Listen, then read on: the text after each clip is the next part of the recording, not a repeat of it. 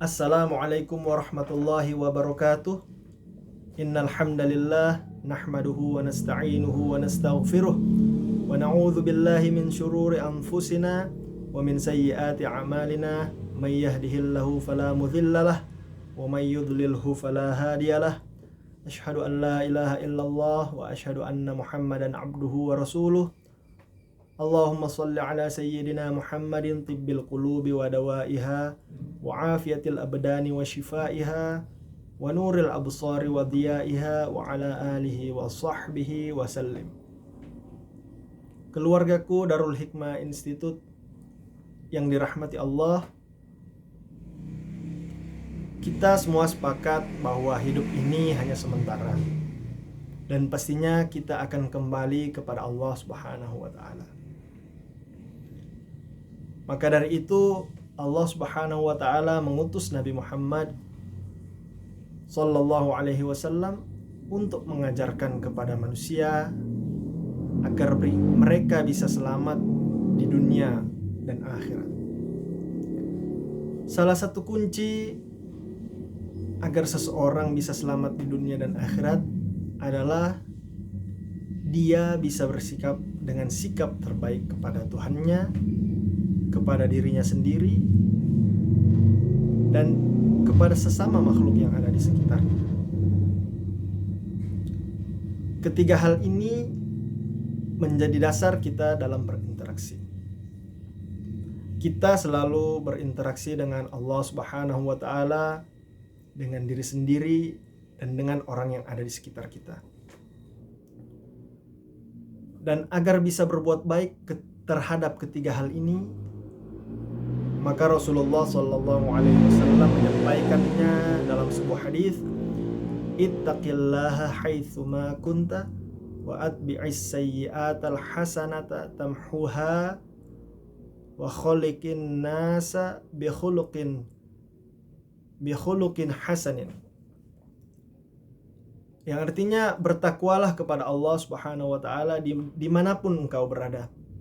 Dan hendaknya setelah melakukan kejelekan, engkau melakukan kebaikan yang dapat menghapusnya. Serta bergaullah dengan orang lain dengan akhlak yang baik. Hadis riwayat Ahmad dan Tirmizi. Dari hadis ini ada beberapa pesan yang disampaikan oleh Rasulullah sallallahu alaihi wasallam, yaitu yang pertama, bertakwalah kepada Allah. Ittaqillaha haitsu ma kunta. Bertakwalah kepada Allah dimanapun engkau berada. Karena seorang hamba setiap kali dia berinteraksi dengan Allah, maka dia dituntut untuk bertakwa kepadanya. Dan bentuk takwa adalah sebagaimana yang Talq bin Habib nyatakan. Engkau melakukan ketaatan kepada Allah dengan bimbingan darinya dalam rangka untuk mengharapkan pahala dari Allah Subhanahu wa taala. Dan engkau menjauhi kemaksiatan yang didasari dengan panduan dari Allah Subhanahu wa taala karena takut dengan hukuman darinya. Jadi kita dimanapun kita berada dituntut untuk selalu menjaga takwa ini. Karena Allah yang kita sembah di tanah asal kita adalah Allah yang sama dimanapun kita berada. Maka Rasulullah Shallallahu Alaihi Wasallam memberikan kunci. Kalau kamu ingin mendapatkan balasan terbaik dari Allah, jagalah ketakwaan kepadanya dimanapun engkau berada. Pesan yang kedua dari hadis ini, hapus kejelekan dengan kebaikan. Wa atbi'is sayyi'atal hasanata tamhuha. Hendaknya setelah melakukan kejelekan, engkau melakukan kebaikan yang dapat menghapusnya. Ada dua tafsir yang para ulama sampaikan. Makna yang pertama yaitu iringi perbuatan kemaksiatan dengan kebaikan. Artinya iringi setiap perbuatan maksiat kita dengan bertobat kepada Allah Subhanahu wa taala. Sehingga Rasulullah sallallahu alaihi wasallam menyebut perbuatan tobat ini dengan al-hasanah. Juga sebagaimana yang Allah Subhanahu wa taala firmankan dalam Al-Qur'an surat Al-Hud ayat 114 yang artinya sesungguhnya perbuatan-perbuatan yang baik itu menghapuskan perbuatan-perbuatan yang buruk. Rasulullah Shallallahu Alaihi Wasallam juga bersabda, orang yang berbuat baik, orang yang bertaubat dari perbuatan dosa, hakikatnya adalah dia tidak memiliki dosa tersebut. Hadis riwayat Ibnu Majah. Makna yang kedua, wa atbi'is sayyi'atal hasanata tamhuha. Hendaknya setelah melakukan kejelekan, engkau melakukan kebaikan yang dapat menghapusnya. Artinya, ketika kita sedang merasa tenggelam dalam kemaksiatan, ketika kita sedang melakukan perbuatan dosa, maka salah satu di antara cara untuk menghapuskan dosa tersebut adalah dengan berbuat baik. Lakukanlah amal soleh itu setelah melakukan perbuatan dosa. Bisa dalam bentuk kita melaksanakan sholat, berzikir, membaca Al-Quran, atau melaksanakan ibadah-ibadah yang lainnya. Termasuk juga di situ sedekah. Karena dengan ibadah yang kita lakukan, maka kita akan mendapatkan penghapusan dosa atas dosa yang kita kerjakan. Rasulullah juga bersabda dalam hadis, antara sholat 5 waktu, sholat Jumat ke sholat Jumat berikutnya, puasa Ramadan ke puasa Ramadan berikutnya, itu meleburkan dosa-dosa yang terdapat di antaranya, selama pelaku menjauhi dosa-dosa yang besar. Hadis riwayat Muslim. Nah, janji yang Rasulullah Shallallahu Alaihi Wasallam berikan yaitu orang yang mengiringi perbuatan buruk dengan kebaikan, maka dosa perbuatan buruk tersebut akan Allah Subhanahu wa taala hapuskan. Dan ini adalah bagian dari cara terbaik untuk bermuamalah dengan diri kita sendiri agar kita tidak terbebani dengan perbuatan-perbuatan dosa. Pesan yang ketiga yaitu berakhlak baik. Wa khaliqin nasa bi khuluqin hasanin. Bergaullah dengan orang lain dengan akhlak yang baik. Hadis riwayat Ahmad dan Tirmizi.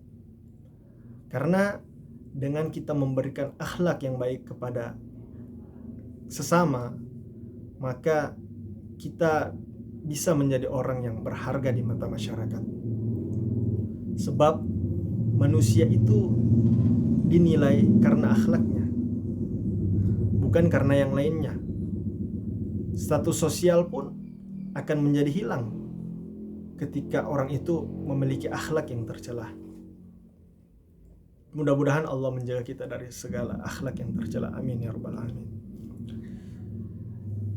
Jadi berdasarkan 3 akhlak baik yang diberikan oleh Rasulullah Sallallahu Alaihi Wasallam, maka kita bisa mendapatkan kesimpulan bahwa dalam melakukan akhlak yang mulia, yang kita pikirkan tidak hanya berkaitan dengan interaksi antar sesama manusia, termasuk juga di dalamnya interaksi antara manusia dengan Allah. Maka kita dituntut untuk berakhlak mulia kepada Allah Subhanahu wa taala. Kita juga dituntut untuk berakhlak mulia kepada diri kita sendiri. Kita juga dituntut untuk berakhlak baik kepada sesama manusia yang ada di sekitar kita. Baik itu pun keluarga, tetangga, teman, maupun lingkungan di sekitar kita. Bahkan makhluk-makhluk yang lain seperti hewan dan makhluk yang lain ciptaan Allah. Ada sebagian orang yang memiliki prinsip akhlak yang mulia itu adalah perbuatan baik kepada sesama manusia saja. Tentu prinsip ini adalah prinsip yang salah. Karena jika demikian bisa jadi dia meninggalkan perbuatan